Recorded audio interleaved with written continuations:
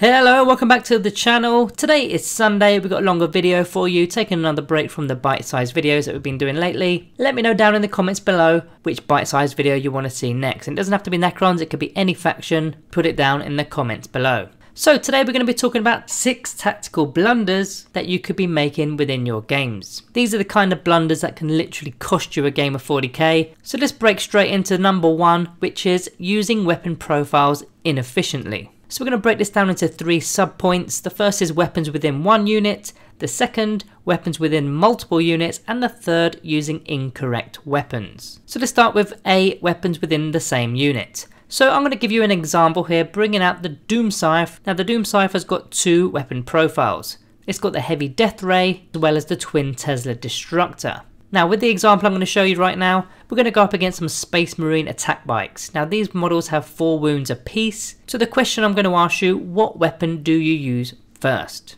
Now if you are new to the game, you may not know the answer to this, but the correct answer would be the heavy death ray, and here is why. So you've got to look at the damage characteristics, which is D3 plus 3 damage, so a minimum damage of 4. Now don't get me wrong, you could roll a 5, you could roll a 6, and some of that will go to waste. But with this specific example, going up against the attack bikes, we need at least a 4 to remove a model. Now if we were to use the twin Tesla destructor first, maybe if we're lucky we would remove 1 or 2 wounds from one of the attack bikes, and then we move on to the next weapon, heavy death ray, which scores a minimum of 4 wounds anyway, and it's going to go straight onto that model that's just taken damage, so it's a complete waste of the twin Tesla destructor doing it in that order. Now let's just reverse the scene here. If there's an attack bike that's only got 2 wounds remaining, this is where you've got to think a little bit more carefully, because you don't want to be wasting one of those heavy death rays on one of those bikes, because the first model that's getting removed is the one that's only on 2 wounds. So in this situation, maybe you get away with using the twin Tesla destructor first.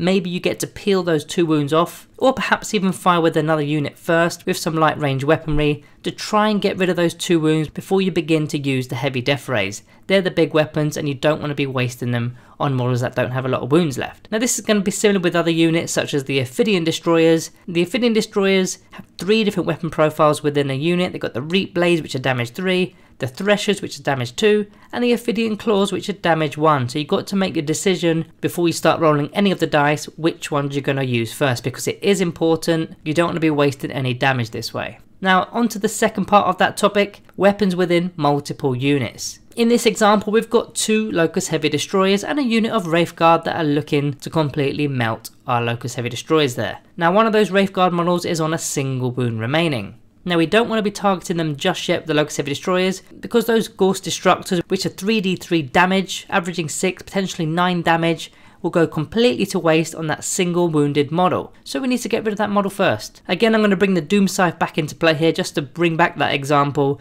Maybe use that twin Tesla destructor here, try and get rid of that single wound, or you can use alternative options that are within your list. But before you start firing with the Locust Heavy Destroyers, you must get rid of that wound. Otherwise there's absolutely no point using those weapons on this unit. You'll be using your weapons inefficiently. Now C, using the incorrect weapons. Now ideally you want to be wounded on a 2+ or a 3+. 4+ is okay, I guess, it's in the middle of the road, but anything more than that is not ideal. So if you want to be wounding on a 2 or a 3+, it means you need to have at least 1 strength more than their toughness, or you need to double their toughness with the weapon strength. So in this example I'm going to be bringing out the Canoptic Wraiths. I've chose to take them out with the Whip Coils. I've left the Vicious Claws at home, I've gone with the Whip Coils today. They are strength 4, -1 AP and 1 damage. However, for every single attack I get 2 hit rolls instead of 1. So that 4 attacks per model becomes 8 attacks. So let me show you a unit where you shouldn't really be using them against, and we've got some Tyranid Warriors here. Now Tyranid Warriors are naturally toughness 5. So already our strength 4 is going to underperform.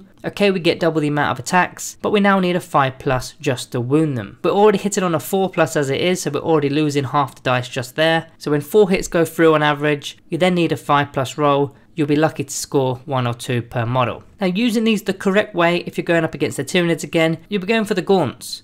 They're only toughness 3. So if you're strength 4, it means you're now wounding on a 3+, not a 5+. Also that -1 AP actually now becomes effective because they've only got a 5+ armor save, so that takes them to a 6+ armor save. And if you're using the correct dynasty such as the Novak dynasty, that's going to take their save away completely. So this is all about selecting the correct enemy units with our weapons. So that's the first one. Moving on to the second is selecting the easy fight first. That's the next blunder in the list. In this example, we've got a unit of Scorpion Destroyers and a unit of a Lich Guard with the swords and shields, and both of those units are going to do their own separate charges. The Scorpion Destroyers are going up against a Tau Commander, and the Lich Guard are going up against some Kroot. Now, in my opinion, both of these are what I would consider an easy fight. If any of the Necron models fight first, they will pretty much wipe out the Tau models here. However, there is still a blunder to be made here. So you need to ask yourself that question, which fight are you going to opt to do first?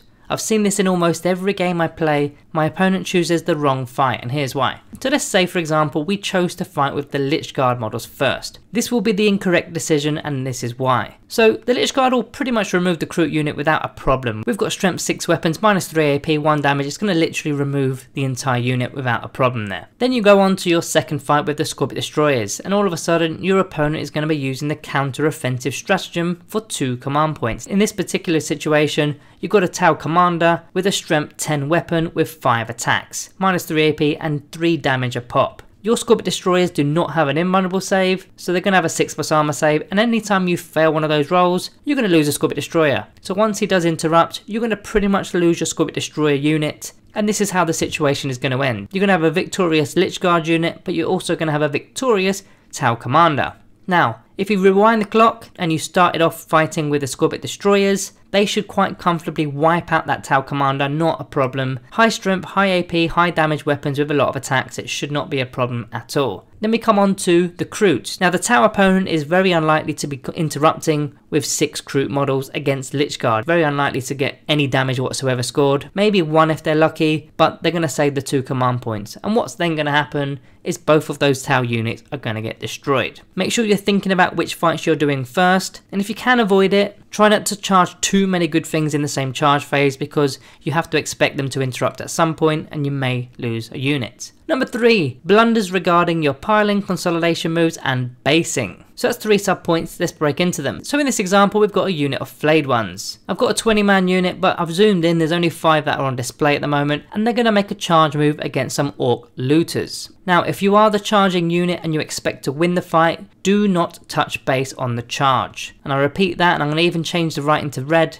Do not touch the bases of the orc models with your flayed ones, and here's why. First of all, once you have done the charge move, you're within engagement range or within 1 inch of the enemy model. When it's your turn to fight, which it should be first because you've made that charge move, you get a 3-inch pile-in to the nearest enemy model. So what you can then be doing is literally looping round to the other side of the model, but making sure that you are closer than you were before. If you're already touching base, you're already as close as you can be, therefore you cannot move. So what this is effectively going to do is sweep your entire unit 3 inches further than you were previously. Then once you actually destroy the unit, you've then got a 3-inch consolidation move to the nearest enemy model. So yet again, you're going to be making up ground with another 3 inches. So overall, you're going to be gaining up to 6 inches. Now if you think about that, you've made a 5-inch movement, maybe you made an average charge of 7 inches, you piled in and consolidated 6 inches, your flayed ones have literally just moved 18 inches in a single turn. But what I'm seeing time and time again in games is players not doing their piler moves, not doing their consolidation moves, literally losing out on that 6-inch movement when they need to be getting on to the next unit to make a charge. Necrons may be slow,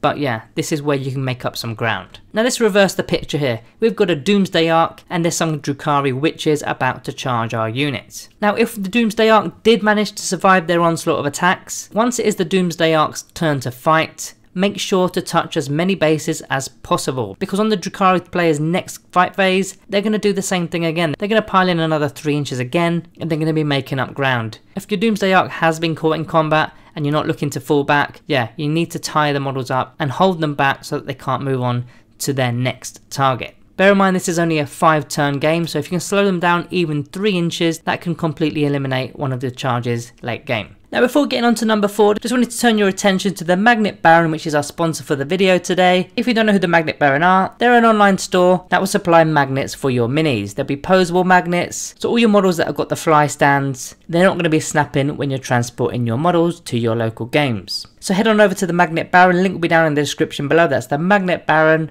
Let's move on to number 4. Number 4, Heroic Interventions. Now I've actually had this blunder quite recently, going up against a Blood Angels player, and it's where you get too close to character models. So here we've got some Necron warriors. They've moved in quite close to tag that objective number 2. They've got objective secured, so we now own the objective, and we're pretty sure we can move this small unit of Blood Crushers. So we take our Ghost Reaper shots, remove the unit, not a problem at all. However, characters can perform a heroic intervention in the opposing player's charge phase, even if they were not charged, even if there are no charges whatsoever.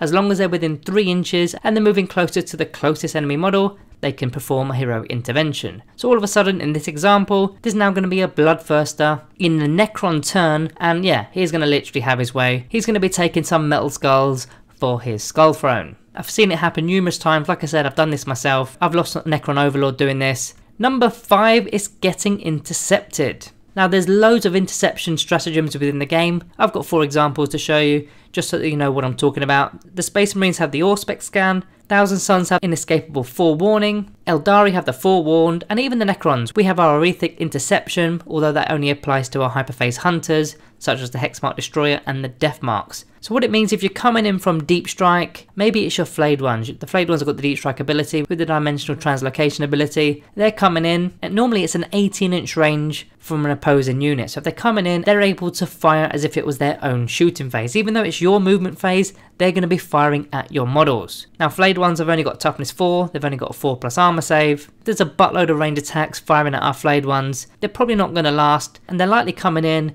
to do some secondary objectives or to mess stuff up, if you like. So if you've lost your models in your own turn, that's an absolute blunder. We're on to the final one, number 6, and it's not utilising cover. So in this final example, I've got a unit of 5 Immortals. Now I've got some area terrain which are ruins, so they're going to give me a light cover save if I'm within them, which is a +1 to the armor save. So that will give our Necron Immortals a 2+ armor for any model that's within the area terrain. Now in this example, I'm going to take that middle model in the unit and put him straight into that terrain. He's now in the area terrain and he's going to be getting a 2+ armor save. Now the rest of them couldn't quite fit in, so I'm just going to scatter them around as long as they're within unit coherency. Now this little guy in the terrain is now an absolute diamond. Because you're the defending player, you can choose what model within the unit is going to take an attack. So if there's a high AP attack coming in, maybe it's an AP -3, -4, you don't need to waste it on the guy that's in cover. Just let it go on one of the guys that isn't in cover, he's likely going to die anyway. But if it's a no AP or maybe a -1 AP, that's where you opt to take it with the Immortal that's actually within cover, because you're the one that selects which model to make the roll for the save. So what I'm trying to get at is, even if you can only fit 1 or 2 models of the unit within area terrain,